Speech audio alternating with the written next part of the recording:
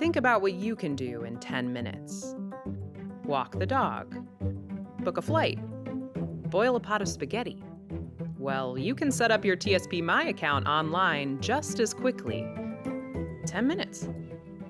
That's all it takes to get access to online features that let you manage your My account from any of your devices.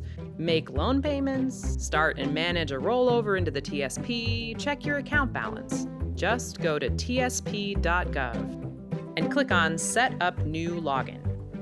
An easy-to-use online tool will guide you through locating your TSP account. Once you verify your identity, you can set up your username and password, update your contact information, and choose your preferences. Then you'll have access to everything from online planning tools to support from our virtual assistant and a live agent chat. Your login will be the same whether you're accessing your account online or through the official TSP mobile app. So be sure to make it unique to your TSP account, keep it safe, and do not share it with anyone. Setting up access to your TSP account online means that in about the same amount of time it takes to water the garden, you'll be able to check your account balance, reallocate your investments, even request a loan. Every journey starts with a first step.